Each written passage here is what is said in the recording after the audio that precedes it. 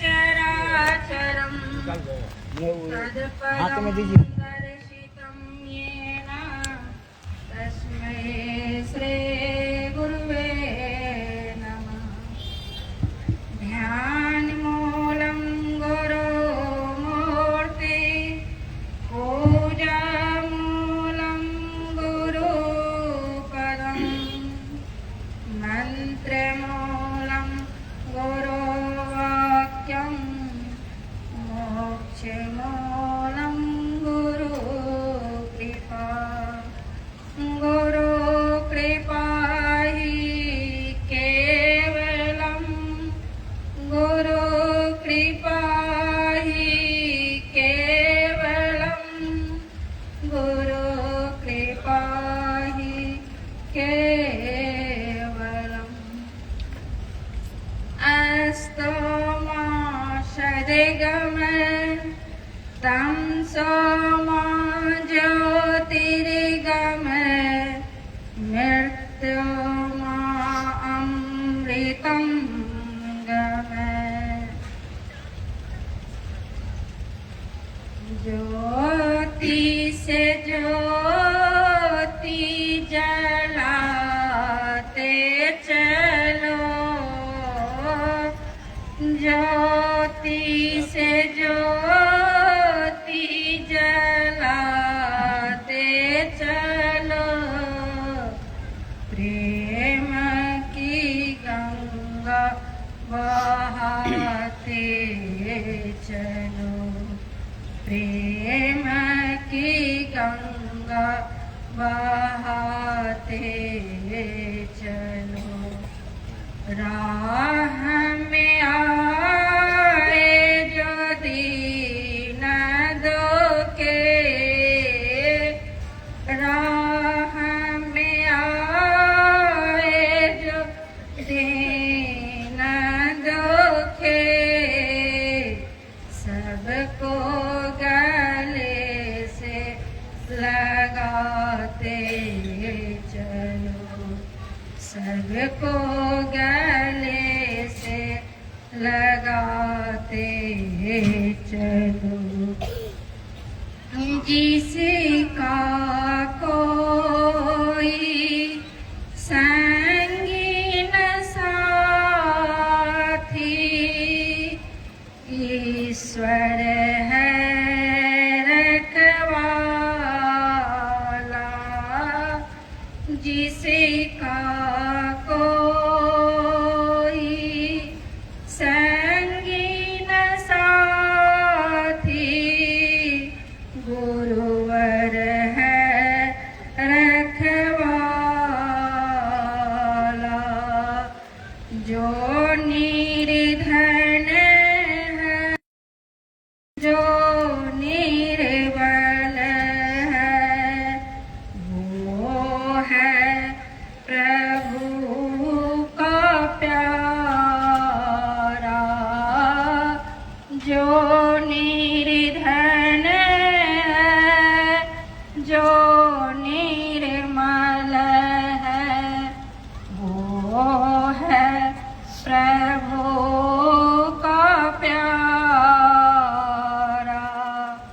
प्यारे की मोती लुटाते चलो, प्यारे की मोती लुटाते चलो, प्रेम की गंगा बहाते चलो।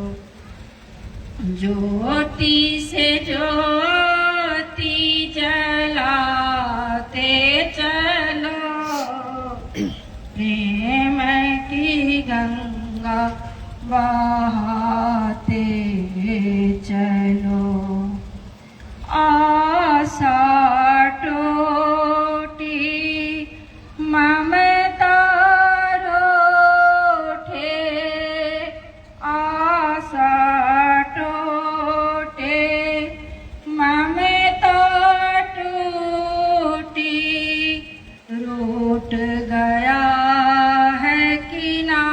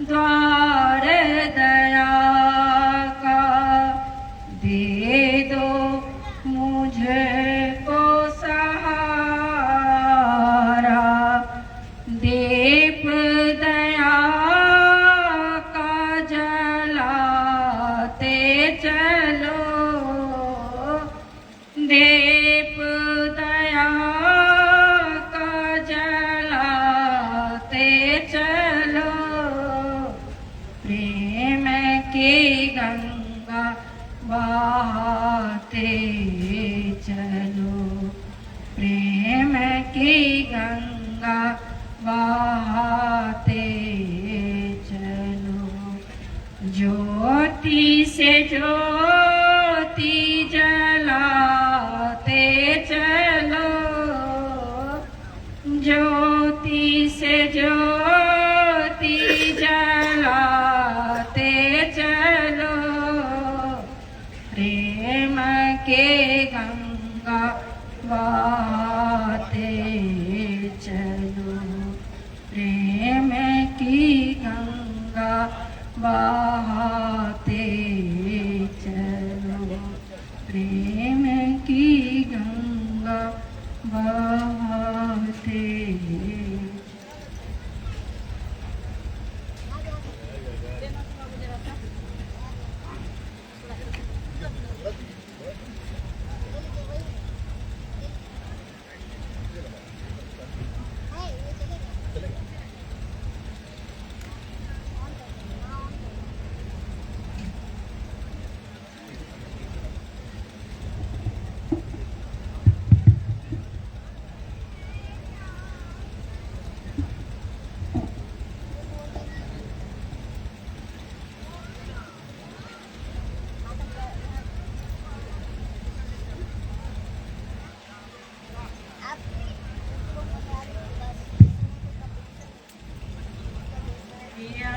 मिलन कब होय अंदेश वाला, पिया मिलन कब होय अंदेश वाला, गिरही पिया मिलन कब हो, जब लौटेल दिया में बाती, जब लौटेल दिया में बाती, सूझ परत सबको, सूझ परत सबको, जल गया तेल निबट गई बाती, ले चल होय अंदेश वाला, गिरही पिया मिलन कब होय अंदेश वाला, गिरही पिया मिलन कब हो, बिन गुरु मार्ग कौन बतावे, बिन गुरु मार्ग कौन बतावे, करब में कौन उपाय, करब में कौन उपाय, बिना गुरु के माला फेरे, जन्म अकारथ जाय अंदेश वाला, गिरही पिया मिलन कब होय अंदेश वाला, गिरही पिया मिलन कब हो, या जग ढूंढो वा जग ढूंढो, या जग ढूंढो वा मैं जग ढूंढो, ढूंढो आपन पास, ढूंढो आपन पास, सब संतन के चरण बंदगी, गावे दुल्हन दास अंदेश वाला, गिरही पिया मिलन कब होय अंदेश वाला, गिरही गुरु मिलन कब होय अंदेश वाला, गिरही गुरु मिलन कब हो।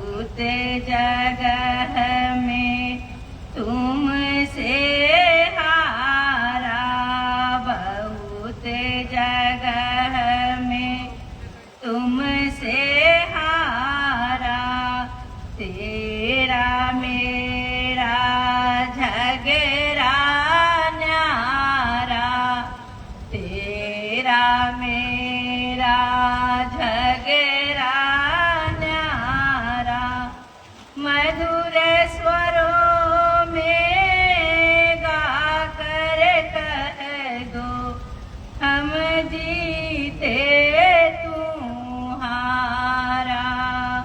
मधुर स्वरों में गा कर कह दो, हम जीते तुम्हारे। नैनों में आन समा जाना, नटवर नंद दुलारे। प्यासों के प्यास बुझा जाना, यमुना यान किनारे। फिर से श्याम मुरलिया बाजे, फिर से श्याम मुरलिया बाजे। प्रेम बदरिया रस पर गाजे, प्रेम बदरिया रस पे गाजे। ऐसी तान सुनाना मोहन, ऐसी तान सुनाना मोहन।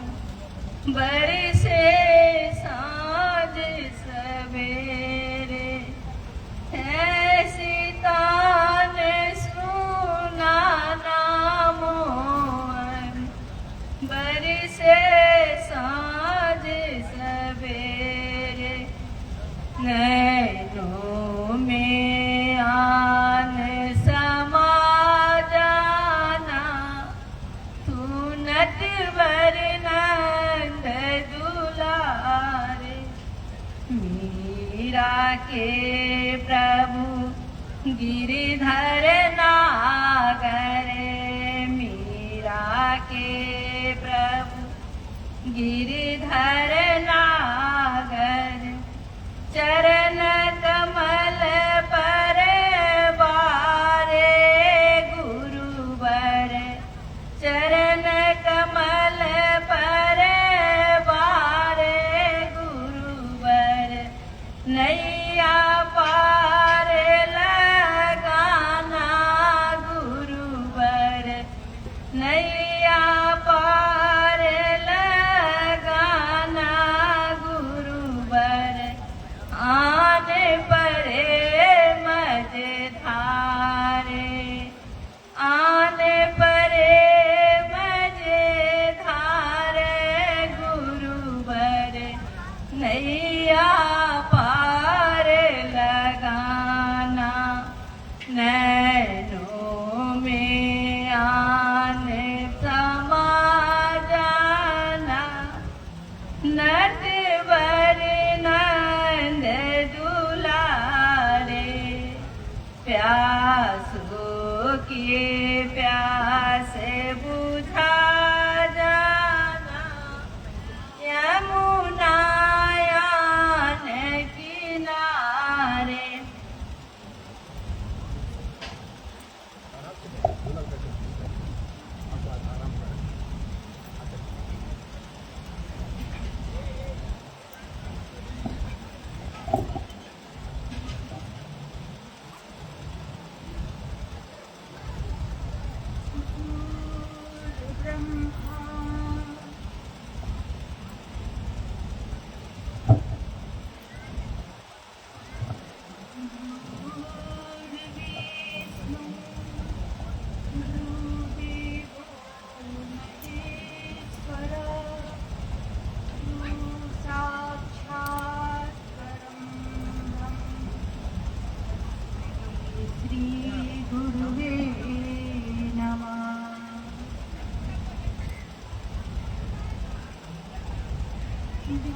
ध्यानमूलं गुरुर्मूर्ति,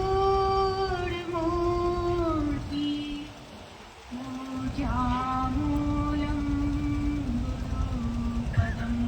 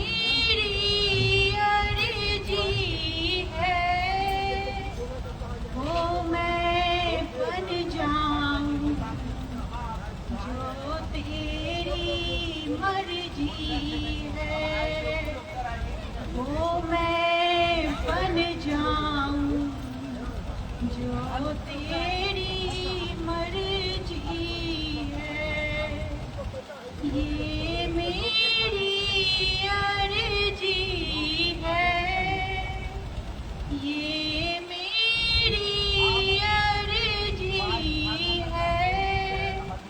मैं वो बन जाऊं जो तेरी मर्जी है, मैं वो बन जाऊं जो तेरी मर्जी है। लब जो काटोटा है, लब जो काटोटा है, इश्क प्यारे का अश्कों से होता है, जिगर प्यारे का अश्कों से होता है। छम छम छम बारिश है, छम छम छम बारिश है। माही घर आजा, हर बूंद सी बारिश है। माही घर आजा, हर बूंद सी बारिश है। मन का दर्पण मांझा, मन का दर्पण मांझा, एक दिखे दोनों जो हीर वही रांझा।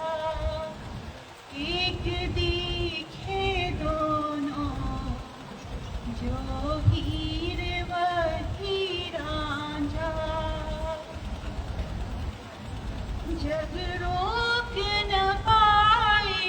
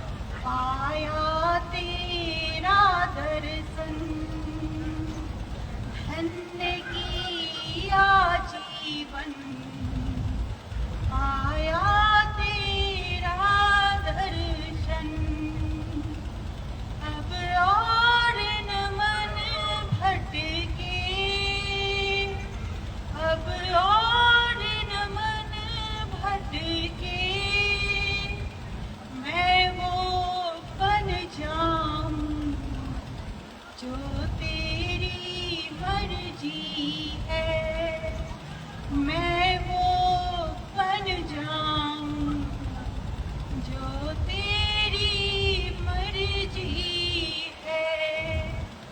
ये मेरी अर्जी है, ये मेरी अर्जी है, वो मैं बन जाऊं जो तेरी मर्जी है, वो मैं बन जाऊं जो तेरी मर्जी है, मैं वो बन जाऊं जो तेरी मर्जी है।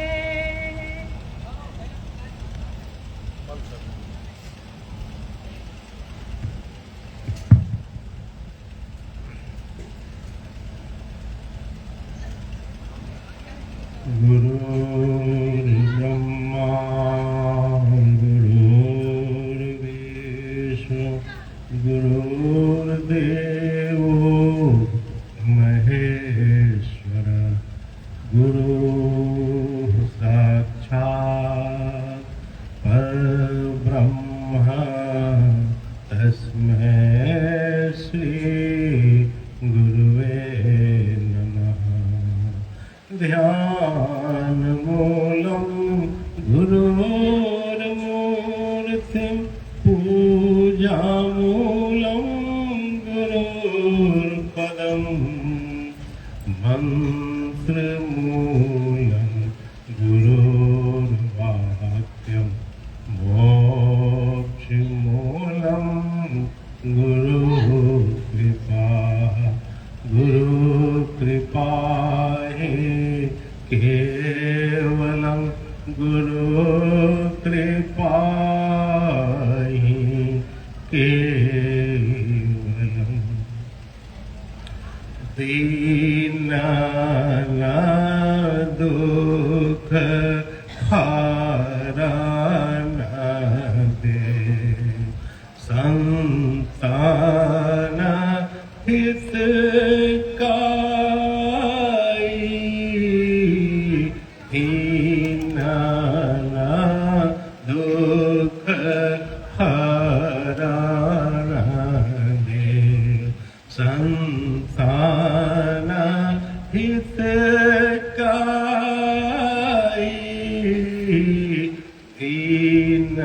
दीनानां दुःख हारानां देव।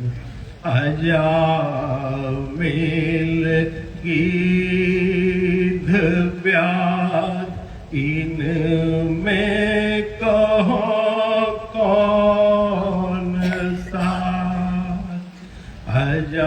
अजामिल गीध व्याध, इनमें कहो कौन साथ। पंछी है पद प्रहार, गणिका सितारी, दीनानां दुःख हारानां देव, संतान हितकारी, दीनानां दुःख हारानां देव। द्रोह के सिर छात्र दे, प्रहलाद उबार ले। द्रोह के सिर छात्र दे, प्रहलाद उबार ले। सती है तो बांध से तो लंका पूरी जा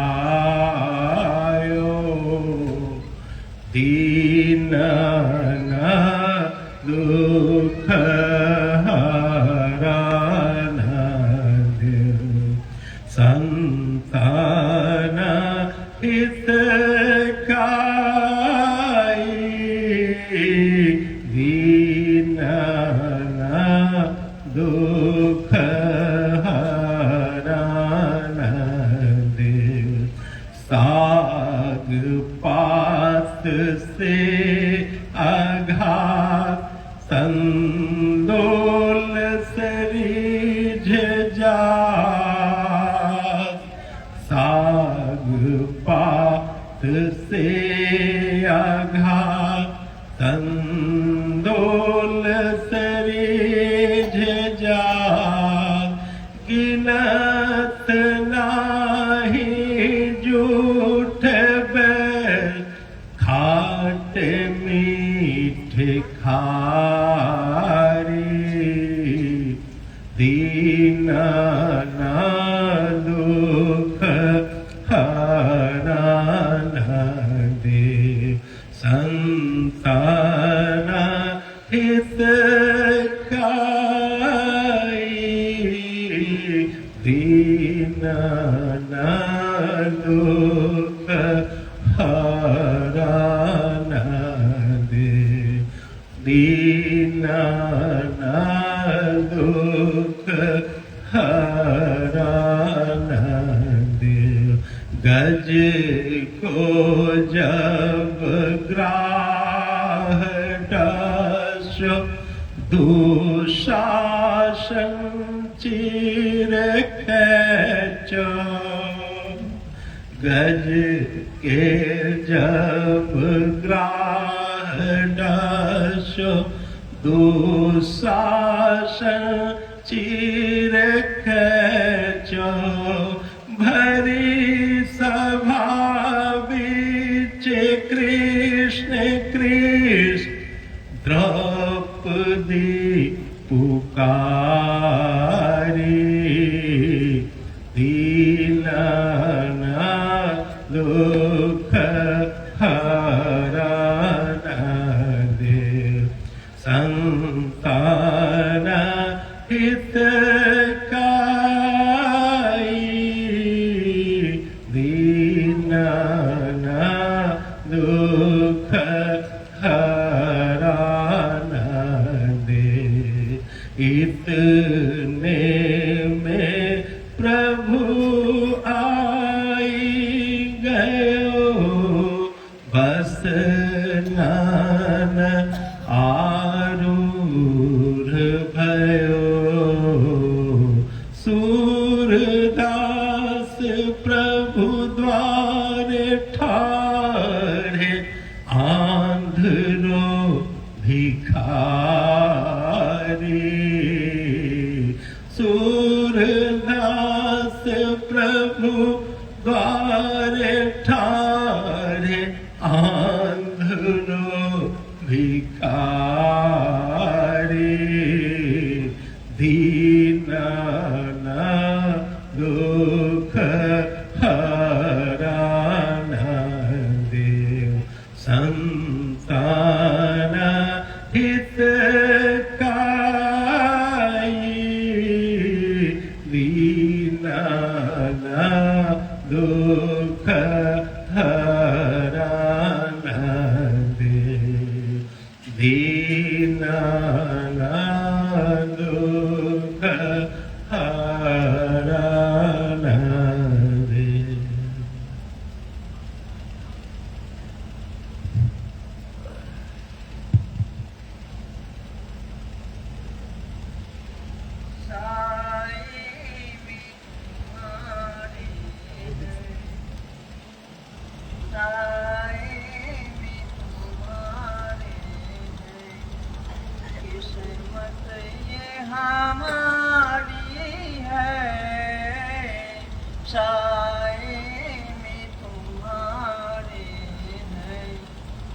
किस्मत ये हमारी है कुर्बान दिलो जा है क्या शान तुम्हारी है शायरी में तुम्हारी है नक्शा बड़ा दिलकश है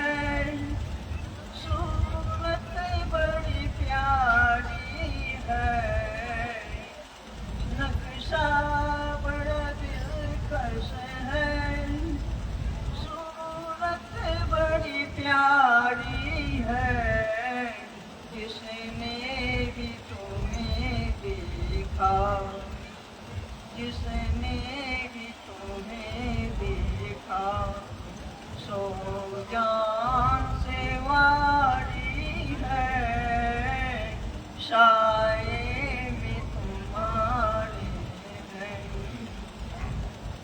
क्या पेश करूं तुमको, क्या चीज हमारी है, क्या पेश करें तुमको, क्या चीज हमारी है।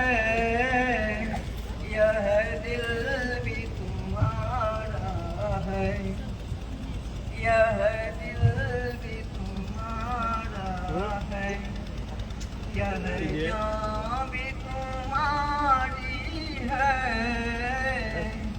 यह दिल भी तुम्हारा है, यह जान भी तुम्हारी है, साए भी तुम्हारे हैं।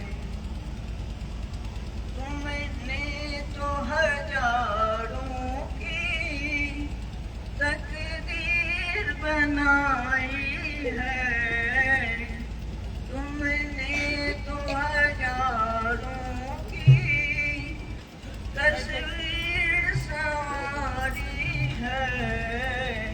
एक बार तो यह कह दूं, एक बार तो यह कह दूं, अब के तेरी बारी है, साए में तुम्हारे हैं।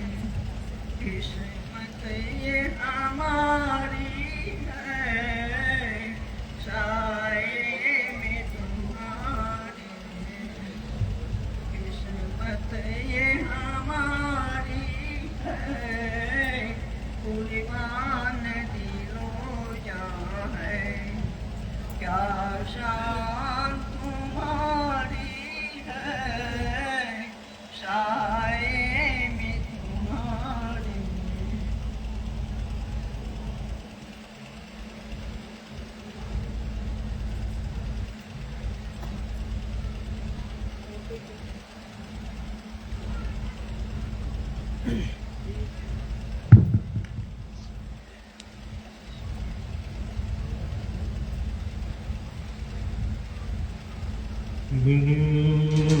गुरुर्ब्रह्मा गुरुर्विष्णु गुरुर्देवो महेश्वर, गुरुः साक्षात् परब्रह्म, तस्मै श्री गुरुवे नमः।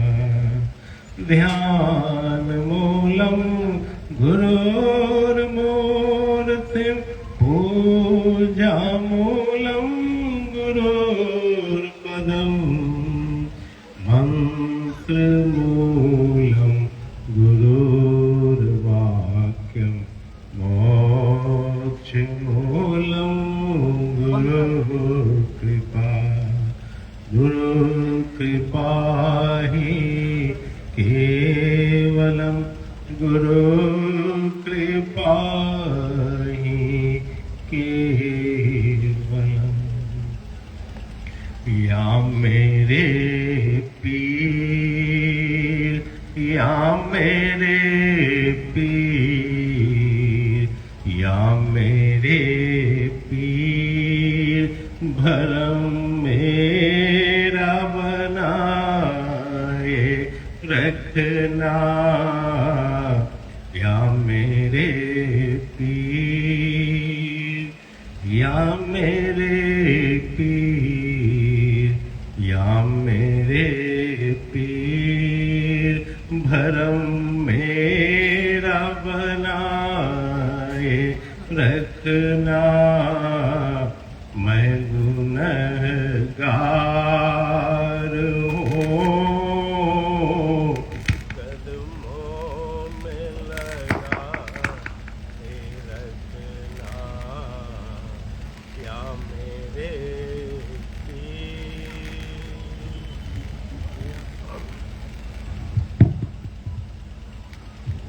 मेरे पीर मुझको अदाबे गुलामी भी नहीं आती मुझको अदाबे गुलामी भी नहीं आती मैं बुरा हूँ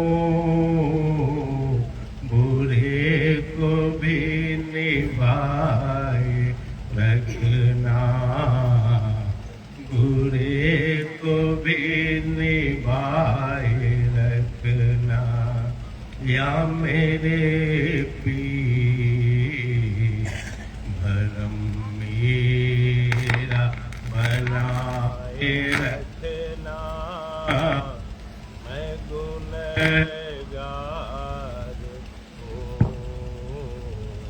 कदमों में लगाए रखना कदमों में लगाए रखना रिश्ते पीरो मुरीदी का थका जाए है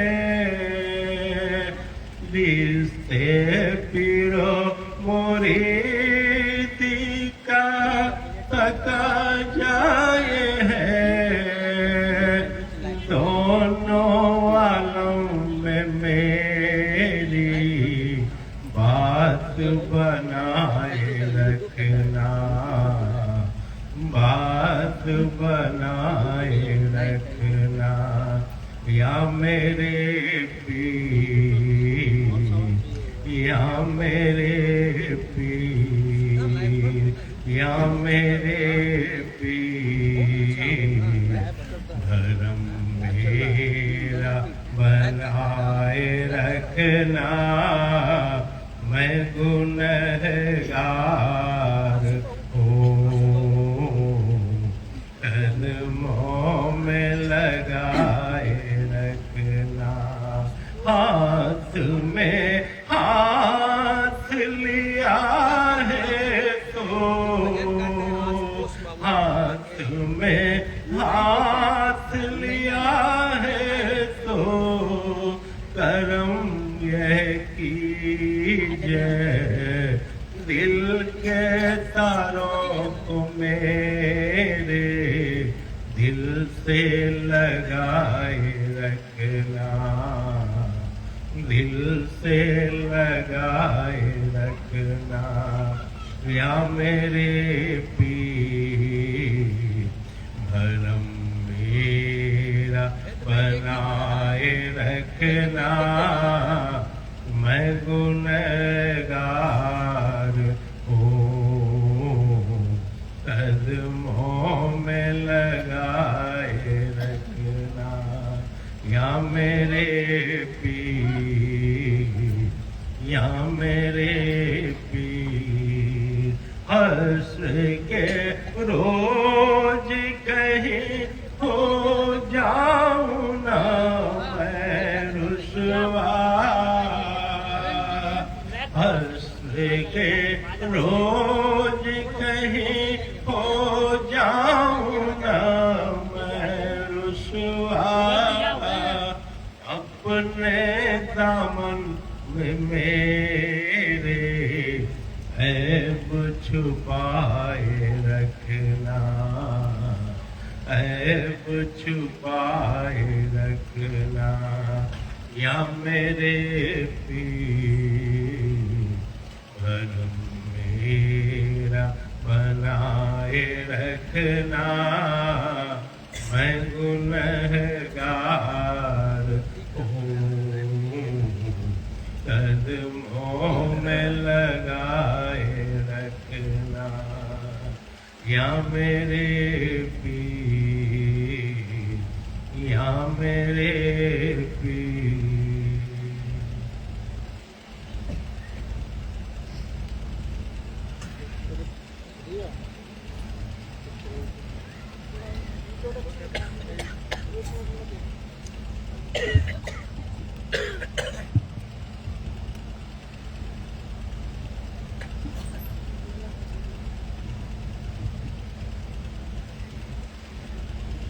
में बोल सकते हैं।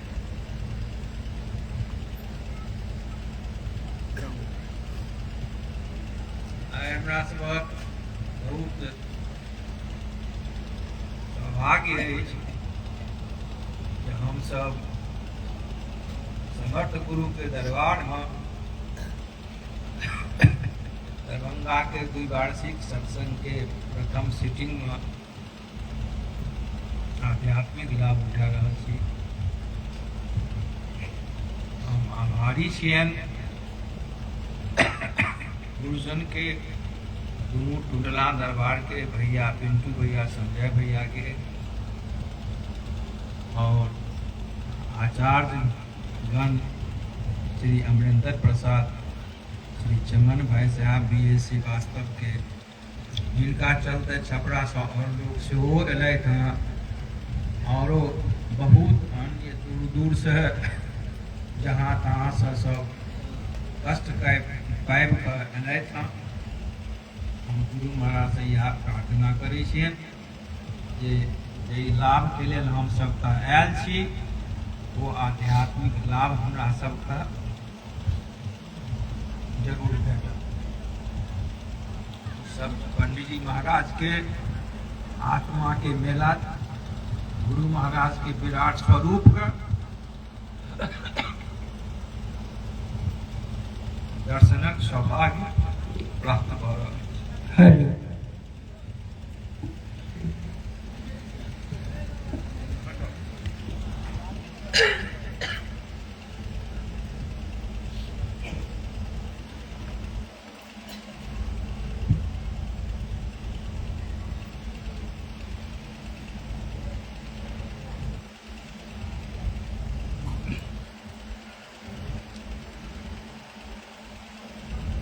परम समर्थ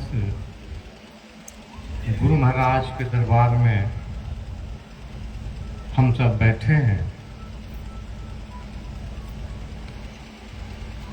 और परमात्मा की जब बड़ी कृपा होती है तो ऐसे महान संत के दरबार में बैठने का एक सुंदर मौका मिलता है।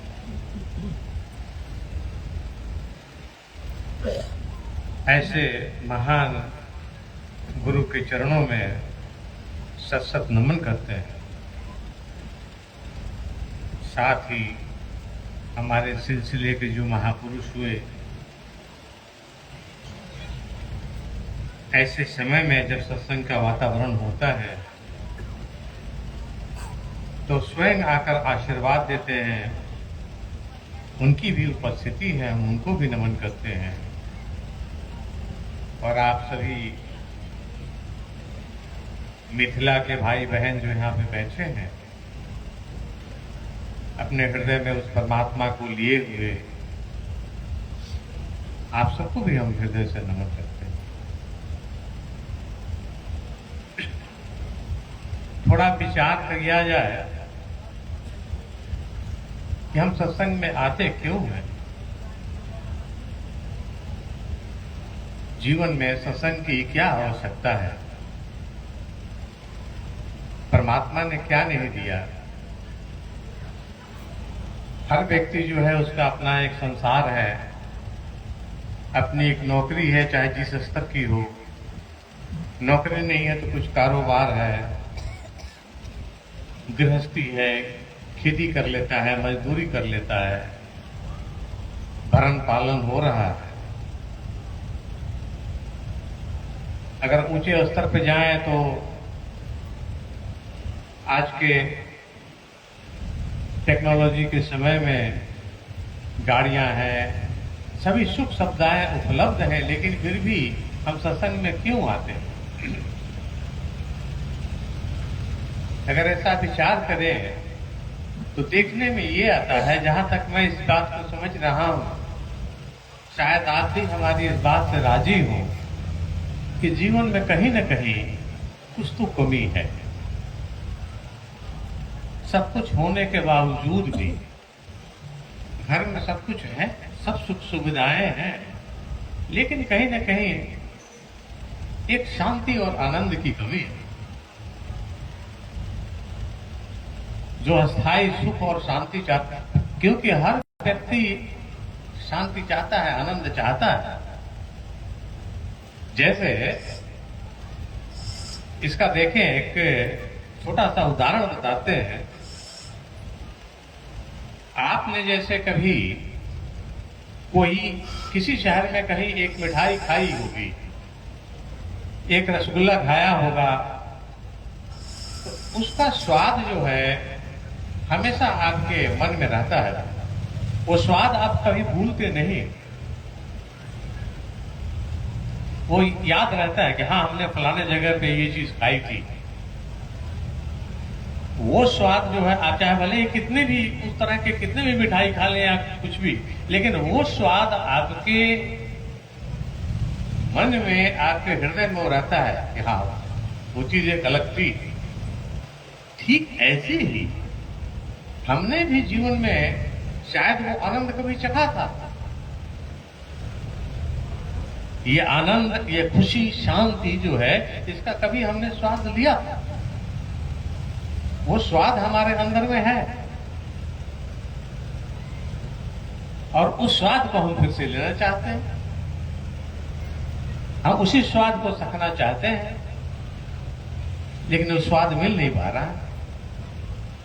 हम प्रयास करते हैं, चलो हमारी पढ़ाई पूरी हो गई, एक अच्छी नौकरी मिल जाए, नौकरी की प्रतीक्षा करते हैं, उसके लिए तैयारियां करते हैं, नौकरी मिल गई। जब तक नौकरी नहीं मिली, बड़ी उतावलापन था कि नहीं मिली, परेशानियां थी, बड़ा कष्ट था, अशांति थी। नौकरी मिली, प्रसन्न हो गए थोड़ी, लेकिन ये प्रसन्नता जो है थोड़ी देर के लिए हुई। आगे और भी इच्छाएं हैं, बहुत सारी चीजें हैं, एक एक ये दर परत एक एक इच्छा पूरी होती जाती है, हम खुश होते जाते हैं, लेकिन वो अस्थाई आनंद, वो सुख और शांति जो है, वो हमें नहीं मिल पाती। तो कैसे मिले? आनंद क्या है? सच्चित आनंद। सत्य जो है, आनंद कहां पे है? सत्य। सत्य कौन सा है? सत्य क्या है? सत्य अगर कहा जाए, सत्य जो, सत्यम शिवम सुंदरम, सुना होगा आपने, सत्यम शिवम सुंदरम। सत्य क्या है? शिव है। सत्य जो है सो शिव है और वही सुंदर है। इस जगत में एक ही सत्य है और वो कौन है? शिव है। और शिव कौन है? वो आदि गुरु है, हमारे आदि गुरु है और वही सुंदर है। तो आनंद जो है वो कहां है? वो हमारे अंतर में है। आप देखें, आप किसी बात पे अगर आपके हृदय में कोई बहुत खुशी होती, आनंद होती है, तो आपके अंतर में होती, बाहर में नहीं। उस आनंद का जो रिफ्लेक्शन होता है, वो जो भाषित होता है, वो आपके चेहरे से भाषित होता है। आप खुश है तो आपके चेहरे में चमक होती है, देखने से लगता है कितना सुंदर लग रहा है। एक छोटा बालक है, आप देखें, छोटा सा बच्चा है जो है, उस तरफ ये ऐसे ही मुस्कुराता रहता है, उसको कुछ कहने की जरूरत नहीं पड़ती। बिल्कुल नन्हा सा शिशु, महीने 2 महीने का, ऐसे ही मुस्कुराता रहता है। वो कौन सा आनंद है? कहां से आ रहा है? उसने तो दुनिया देखी ही नहीं। तो आनंद क्या है? ये चैतन्य है, ये जो है हमारे अंतर में है। तभी तो वो बालक मुस्कुराता है, लेकिन हम कभी मुस्कुराते हैं? कभी हम अकेले में बैठ के हमने मुस्कुराया है? अंतर की मुस्कुराहट।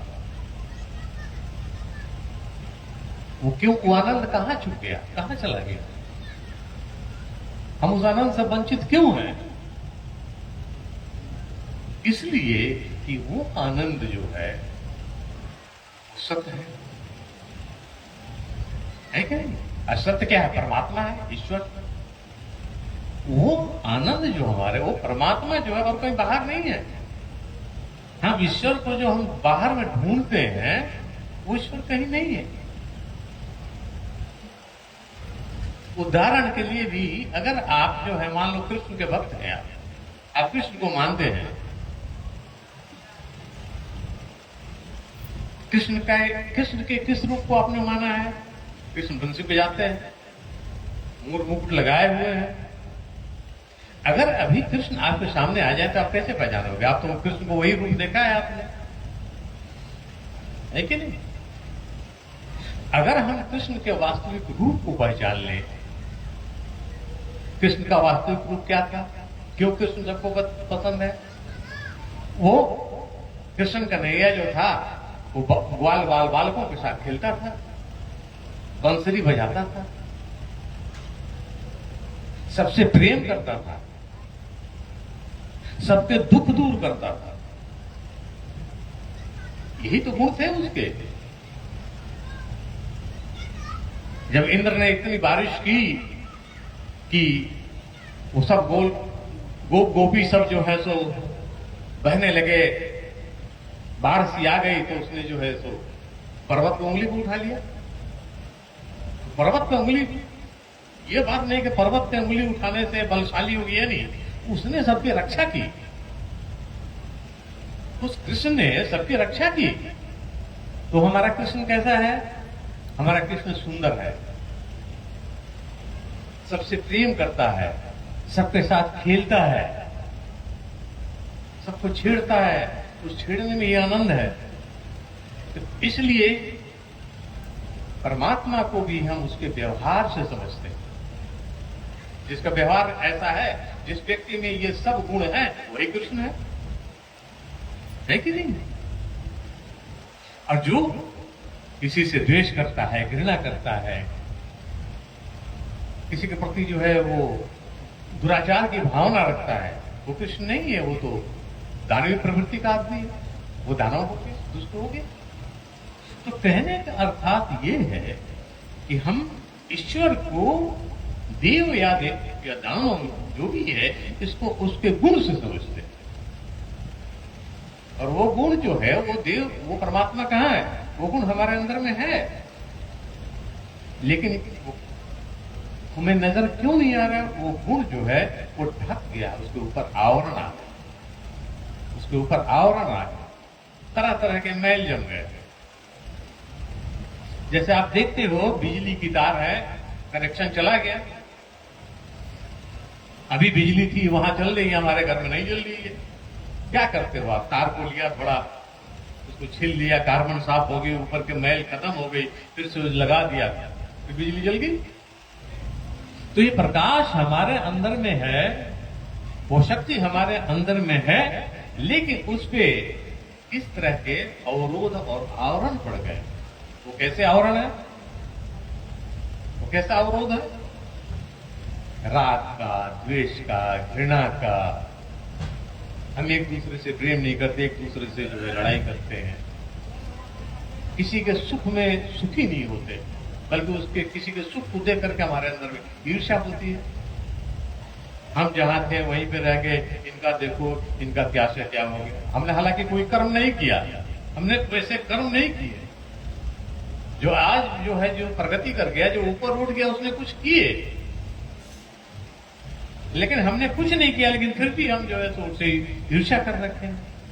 तो ये सब जितने भी है, जितने भी अवगुण है, ये हमारे अंतर में, हमारे आत्मा पे जो परमात्मा का स्थान है, जो परमात्मा ही है, उसके ऊपर ये सब आवरण आ गया। उस आवरण को अगर हम किसी तरह से हटा दें, जैसे बिजली के तार हमने साफ किए थे, तो वो भी चमकने लगेगा, वो भी हमें दिखाई देगा। एक संत ने कहा था, हमारे गुरु महाराज के, उनके गुरु, दादा गुरु जिनको हम कहते हैं, उन्होंने कहा था, और भी कई संतों ने यह बात कही है कि सृष्टि में जितनी शक्तियां हैं, आप जितने भी देवता, हजारों 84 करोड़ जो देवता वगैरह कहते हैं, जितनी भी शक्तियां हैं, वो सब शक्ति का एक ही स्रोत है, उसी को परमात्मा कहते हैं। और वो शक्ति हमारे अंदर भी है। आवश्यकता ये है कि उस शक्ति को हम जागृत कर लें, जगा दें, कैसे जगाए? इसको जगाने के लिए किसी संत के दरबार में जाना पड़ेगा, किसी संत की संगति करनी पड़ेगी। जब आप किसी संत के संगति में आओगे, वो आपको जीवन में एक रास्ता बताएंगे कि आप कैसे जो है अपने अंतर के अंधकार को दूर करोगे। ये रास्ता इस जीवन में किसी संत के अलावा आपको कोई नहीं बता सकता है, और संत की तलाश करनी होगी। आप तलाश भी करने की जरूरत नहीं है, सिर्फ आपको अपने अंदर में एक इच्छा जागृत करनी है कि हमने मनुष्य जीवन हमको मिला है, परमात्मा ने दिया है, हम भी चाहते हैं कि हम अपने आप को जाने, हमारे अंतर में जो है परमात्मा जो है उसका हम भी दर्शन करें। सिर्फ ये जिज्ञासा होनी चाहिए। प्रबल जिज्ञासा आपकी अगर होगी, वो परमात्मा खुद आपके पास चला आएगा, वो गुरु खुद ही, वो संत अब किसी संत के किसी व्यक्ति के रूप में आपको चला आएगा, आपको ढूंढने की जरूरत नहीं पड़ेगी। सिर्फ एक जिज्ञासा चाहिए। एक बार जब हम आप प्रेम से पुकारेंगे, उसको हृदय से जिस समय पुकारेंगे, वो परमात्मा आप देखेंगे कि वो अब स्वयं आपके पास किसी न किसी रूप में हाजिर हो जाए। तो आवश्यकता है कि अपने अंतर में एक जिज्ञासा पैदा करें, और इसके लिए जो है हमारे गुरु महाराज ने एक रास्ता बताई। उन्होंने, हमारे गुरु महाराज ने देखा कि आज वर्षों पहले उन्होंने एक साधना उन्होंने इजाद किया। उन्होंने देखा कि जीव बहुत दुखी है, सब कुछ होने के बाद जीव के पास शांति नहीं है, अशांत है, और इतना जीव व्यस्त है, लोग इतने व्यस्त हैं उनके पास समय भी नहीं है। आज वो समय नहीं है कि हम गृहस्थी छोड़ करके जाकर के जंगलों में तपस्या करें। आज किसी के पास समय नहीं है, और वास्तव में हम गृहस्थी छोड़ भी नहीं सकते, क्योंकि गृहस्थी ही जो है, यही आपको जो है अध्यात्म की तरफ, परमात्मा की तरफ ले जाने वाला गृहस्थी ही है। यही हम सीखते हैं। सिर्फ जो है अपने विचारों को बदलना है। तो किसी अगर संत की संगति मिल जाए तो हमारे जीवन में हमारे विचार बदल जाएंगे। आज हम जिस परिवार में हम रह रहे हैं, जहां झगड़े लड़ाई होते हैं, जिस दिन आपको ये समझ में आ जाएगा, कोई एक गाइड आपको ये बताएगा कि नहीं, ये तुम्हारा परिवार जो है इसलिए है, ये परमात्मा ने तुम्हें दिया है इसकी सेवा करने के लिए, ये तुम्हारे जो बाल बच्चे हैं ये तुम्हारी जिम्मेदारी है, ईश्वर ने तुम्हें दिया है, तुम इनकी सेवा करो। ये नौकरी जो तुम्हें मिली है ये परमात्मा ने दिया है, इसकी ईमानदारी से नौकरी करो। आपके जीवन में परिवर्तन आएगा। आप उसी नौकरी को 8 घंटे का नौकरी नहीं समझेंगे, आप उसमें तन्मयता से काम करेंगे, आप उसे कर्तव्य समझ के करेंगे। जिस गृहस्थी में आप रह रहे हैं, आपके अंदर में ये विचार आएगा कि हर व्यक्ति का अलग अलग स्वभाव होते हैं, सबके साथ मिलकर रहना, सबसे अच्छा व्यवहार करना, ये सब जितने अच्छे गुण हैं आपके अंदर में तभी आएंगे जब किसी आप संत की संगति करेंगे। तो हमारे गुरु महाराज ने एक इसके लिए बड़ा सुंदर उपाय बताया कि इसके लिए आपको कहीं गृहस्थी छोड़कर जाने की जरूरत नहीं है। आप जहां हैं वहीं से आप रह करके आप दोनों सुख, संसार का भी और परमार्थ का भी दोनों सुख भोग सकते हैं, और उस परम तत्व को भी प्राप्त कर सकते हैं, अपने आप को समझ सकते हैं, जान सकते हैं। और उसके लिए हमारे गुरु महाराज ने एक बहुत ही छोटी सी सरल साधना बताई। उन्होंने कहा कि इस साधना को करने से, एक छोटा सा मंत्र दिया उन्होंने, जिसको करने से हमारे जीवन में ये सब धीरे धीरे परिवर्तन आएंगे। हमारे बुरे विचार, हमारे अंतर के मैल से बढ़ते जाएंगे और हमारे अंदर में अच्छे गुण, अच्छे विचार धीरे धीरे बढ़ते जाएंगे। अब उन्होंने जो साधना बताई, मैं उसी साधना को आप सबों के सामने रखता हूं। इसे ध्यान से सुने और जैसा कहा जाए आप वैसा ही करें। इसके लिए मैं साधना निवेदन करता हूं आपसे, हम सब एक आसन में बैठ जाएं। ये एक आंतरिक साधना है, इसे हमें अंतर से करना है, मन से करना है। हम शांत बैठेंगे, एक आसन में बैठेंगे जिसमें मन हिले डुले नहीं, शांत रहें आप। आंखों को हल्के से बंद कर लें और ऐसा देखें कि वो परमात्मा, वो गुरु जिसमें आपकी आस्था हो, परमात्मा के जिस रूप में आपका विश्वास हो, आपका प्रेम हो, उनको आप देखें कि वो प्रकाश स्वरूप, प्रकाश से पूर्ण है और आपके सामने बैठे हैं। आप उनके चित्र को न देखें, आप उनको देखें कि वो बिल्कुल सामने बैठे हैं, प्रकाश स्वरूप है, चैतन्य रूप में है। वहां से प्रकाश हमारे हृदय में आ रही है, हमारा हृदय क्षेत्र उस परमात्मा के प्रकाश से प्रकाशित हो रहा है। हम उस प्रकाश में धीरे धीरे लय होते चले जा रहे हैं। हमारे सत्संग की दो प्रार्थना, गुरु वंदना और ईश स्तुति, हम सब एक स्वर में कहेंगे। प्रार्थनाएं समाप्त हो जाएंगी, ध्यान चलता रहेगा। जब हमारे परम पूज्य यहां से ऐसा निवेदन करें, तभी उचित है कि आप ध्यान बंद करें और आंखों को खोलें। मैं एक बार पुनः निवेदन करता हूं, आप एक आसन में बैठे, स्थिर शुभम आसन, स्थिर हो, सुख में हो, ऐसे आसन से आप बैठे। आंखों को हल्के से बंद कर लें, बिना किसी दबाव के, जैसे सोते समय। ऐसा देखें हमारा परमात्मा, हमारा इष्ट, हमारा गुरु हमारे सामने चैतन्य रूप में प्रकाश से पूर्ण हमारे सामने विराजमान है। वहां से प्रकाश हमारे हृदय में आ रहा है, हमारा हृदय क्षेत्र उस परमात्मा के प्रकाश से प्रकाशित हो रहा है। हम धीरे धीरे उस प्रकाश में लय होते चले जा रहे हैं। सत्संग की दो प्रार्थनाएं, गुरु वंदना और ईश स्तुति, जिन भाई बहनों को याद है एक स्वर में कहें। प्रार्थनाएं समाप्त हो जाएंगी, ध्यान चलता रहेगा। जब हमारे परम पुरुष ऐसा निवेदन करें, तभी उचित है कि हम सब ध्यान बंद करें और आंखों को खोलें। आंख बंद करके ध्यान करें। इस समय इस क्रिया के अलावा और आप कुछ न करें। अगर कोई जप वगैरह करते हो, कोई दूसरा मंत्र पढ़ते हो, इस समय कुछ नहीं करेंगे, उसे बाद में कर लेंगे। अभी जैसा हमने निवेदन किया है आप वैसा ही करें। प्रार्थना।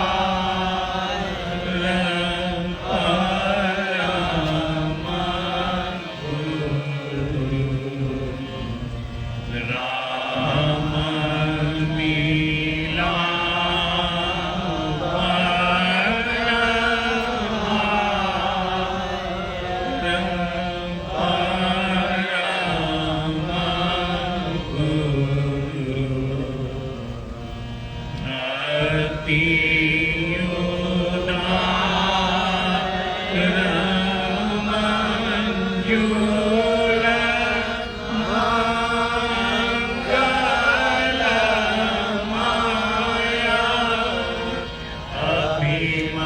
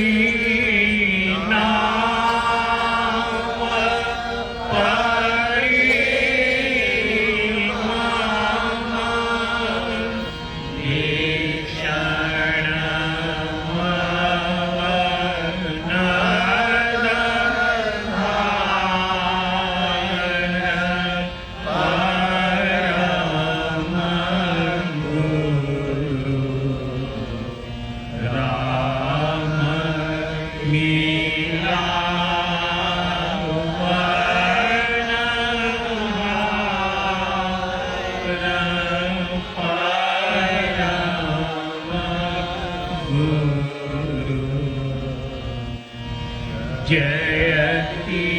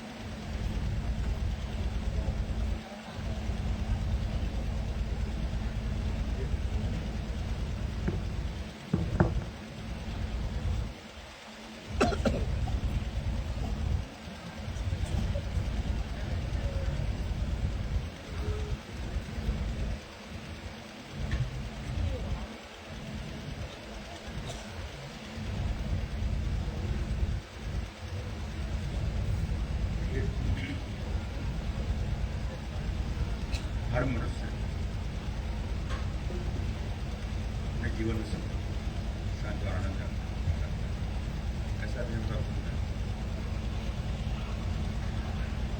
और उसके लिए मनुष्य जीवन भर जो करता रहता है।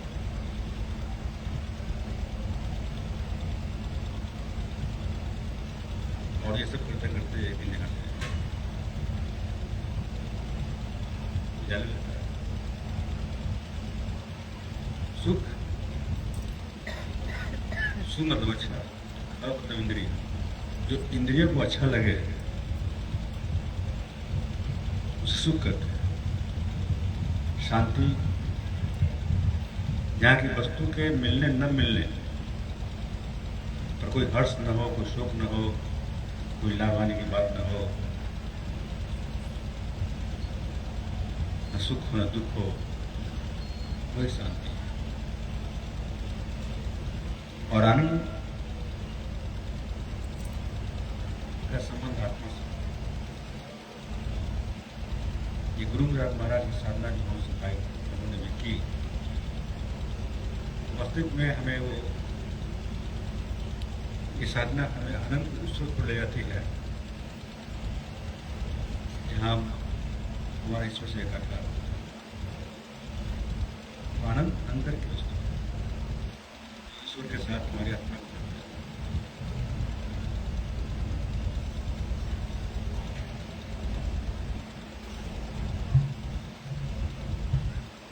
हम और आप दो चीज मिलकर बनेंगे, एक शरीर, दूसरी आत्मा। ये आत्मा की ऊर्जा है, आत्मा की शक्ति है, जिससे हम आंखों से देखते हैं, कान से सुनते हैं, पैरों से चलते हैं। सारा सिस्टम हमारा उसकी इस शक्ति से, ऊर्जा से। और जिस दिन ये शक्ति हमारे शरीर से वापस हो जाती है, हट जाती है, तो वही आंख है, वही कान है, वही नाक है, तो कोई इसका कार्य नहीं होता है, कोई व्यवहार नहीं होता। तो वास्तविकता यह है कि सुख की तलाश तो हमें है। हम कैसे अपने को स्वस्थ रख सकें, निर्मल रख सकें, तंदुरुस्त रख सकें, इसका तो इंतजाम करते हैं। खाते हैं, पीते हैं, अच्छे से कपड़ा पहनते हैं, ये करते हैं, वो करते हैं, लेकिन आत्मा के तो कुछ करते नहीं है। जब बहुत कुछ हुआ, मंदिर में गया, ये कर थोड़ा प्रणाम कर लिया, तक तीर्थाटन पर चले गए, या कोई कथा वगैरह घर में करवा ली, इतना ही से हम किसी रहते। वास्तविक में हमें आत्मा पर भी ध्यान देने की जरूरत है। यही गुरु महाराज साहब की साधना है। शरीर और आत्मा के बीच में मन होता है। मन एक दुल्हारी तलवार की तरह होती है। मन शरीर की तरफ जाता है और मन आत्मा की तरफ। यद्यपि मन जड़ है, ये आत्मा से शक्ति लेकर अपना कार्य करता है, लेकिन सारी चीजों का, मन, बुद्धि, चित्त, अहंकार, हमारी जितनी इंद्रियां हैं, सबका फोर्स इस मन पर ही रहता है। मन ही हमारे अंदर अहंकार उभारता है, मन ही हमारे अंदर की बुद्धि को चंचल करता है, और मन ही हमारे इंद्रियों को विश्व की ओर ढेलता है, नकेलता है, बेचता है, और ये मनुष्य में जरा जाता है। लेकिन यही मन जब संसार से हटकर आत्मा की ओर चलती है, तो हम उस आनंद के स्रोत तक पहुंच जाते हैं। जय ईश्वर। गुरु महाराज साहब के सामने आई मन के बारे में कहा गया, निषद में आया है, मन एवं मनुष्याना कारण मन मोक्ष है। ये हमारा मन ही है जो मुक्ति और बंधन का कारण है। जब संसार और विश्व में फंस जाते हैं, अपने शारीरिक सुख के लिए सारे कार्य करते हैं, तो अनेकों तरह के बंधन बन जाते हैं। घर है, मकान है, ये है, वो है, परिवार है, बच्चे हैं, कुटुंब हैं, इन्हीं सब में हम निहिर रखते हैं। लेकिन जब मन इन चीज़ों से हटकर परमात्मा को चलता है तो धीरे धीरे हमारे अंदर संबंधन से छूटने लगते हैं, उन चीज़ों के प्रति हमारी व्यवस्था है। तो देखिए ये मन कैसे काम करता है, ये बड़ा समझने की चीज़ है। मन की दो प्रकृति है, एक कि मन या तो भूत की बात सोचता रहता है या भविष्य का ताना बाना होता रहता है। इन्हीं दोनों में लिखा रहता है। भूत में हमने क्या गलती की, क्या सही किया, क्या करना चाहिए था, क्या नहीं करना चाहिए था, आगे से नहीं करेंगे सर, इन्हीं चीज़ों में लिखा रहता है। ऐसा बहुत कम होता है जब उनको हम वर्तमान में रख कर कोई कार्य कर पाते हैं। जब मन को हम वर्तमान में कार्य करते हैं रख के, तो उस कार्य में हमें सफलता मिलती है, 100% गारंटी है। जैसे कोई बच्चा पढ़ रहा है और उसकी आंखें तो पुस्तक के पन्नों पर है, लेकिन मन उसे कहीं और सेट कर रहा है। कोई प्लेग्राउंड पर है, टीवी चैनल पर है, या कुछ ही चीज पर है, तो कितना भी देर अपनी पुस्तक को हाथ में रह जाएगा तो बच्चा अपना बात नहीं आता। लेकिन मन जब उसकी बुद्धि के साथ उसकी बैठक बनती है तभी वो अपनी बात को याद कर पाता है। एक अच्छे बच्चे में जो 95-100 मार्क्स लाते हैं और एक बच्चे जो पास में होता है, एक फर्क है। इस मन को वर्तमान में रखकर कार्य करना, इसे ही हमारे महापुरुषों ने एकाग्रता कहा, जो किसी भी कार्य के लिए बड़ा आवश्यक है, चाहे वो सांसारिक कार्य हो, चाहे वो पारमार्थिक ईश्वर का कार्य हो। या मन को वर्तमान में रखकर जिस काम को हम कर रहे हैं उस काम पर अपने मन को लगा कर रखना आवश्यक होता है, तभी उससे सफल हो पाते हैं। और यही चीज एकाग्रता है। दूसरी चीज जो मन की है प्रकृति है। मन जब हमारा विचारों से खाली होता है तो हमें बड़ी खुशी मिलती है, प्रसन्नता मिलती है। इसको अनेकों उदाहरण समझा सकता है। जैसे आपको अपने बच्चे की शादी करनी है, आपको मकान बनाना है, आपको अपने बच्चों को पैरों पर खड़ा करना है, कोई भी कार्य करना है, ये कार्य व्यक्त करना है। मान लिया आपको अपने बच्चे की शादी करनी है, पत्नी टोकती है कि लड़की सियानी हो गई, हाथ प्ले कर देना चाहिए, तब तक आप निश्चिंत थे। आप अपने दोस्तों से, कुटुंब रिश्तेदारों से कहते चलते हैं कि भाई कोई अच्छा लड़का खाता पीता घर का हो, जरा हमें बताना। फिर पैसों का इंतजाम, बहुत सारी चीजें। अब रात दिन आपके सोते बैठते उठते खाते पीते हर समय उस आपको अपने बच्चे की शादी का खिलाते रहता है, कैसे जल्दी हो जाए, कैसे जल्दी हो जाए। मान लिया कि सारी बाधाओं को पार करते हुए अपने बच्चे की शादी हो जाती है, आप बड़े खुश होते हैं, आपका परिवार, आपका कुटुंब बधाई देता है कि भाई शादी हो गई, बहुत अच्छी शादी हो गई, लड़का अच्छा मिल गया, ये हो गया, वो हो। आप समझते हैं कि खुशी हमारे लिए हमें बच्चे की शादी हो जाने से मिली। वास्तविकता ये नहीं, वास्तविकता यह है कि बच्ची की शादी के विचार से जो अब तक हम उससे चाहते परेशान थे, उस विचार से हम खाली हुए। वो विचार हमें छूट गया, बच्चे की शादी करनी, प्रसन्नता हमें इसलिए होती।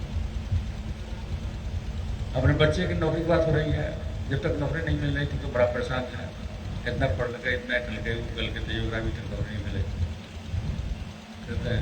लेकिन जब उसको नौकरी हो जाती है बड़ा खुश है। क्यों? कि अब बच्चे की नौकरी के विचार से हम छूट गए। तो कहने का मतलब ये कि मन जब विचारों से खाली होता है हमें बड़ी प्रसन्नता मिलती है। तो इन छोटे मोटे विचारों से जब हमारा मन खाली होता है हमें इतनी खुशी मिलती है। तो मन अगर पूरी तरह हमारे विचारों से खाली हो जाए तो हमें कितनी प्रसन्नता मिलेगी, कितना आनंद मिलेगा, ये बड़ा सोचने की बात है। और महर्षि इसी को कहते हैं योग अस्तित्व वृत्ति निरोधक। जहाँ वृत्तियों का, जहाँ विचारों का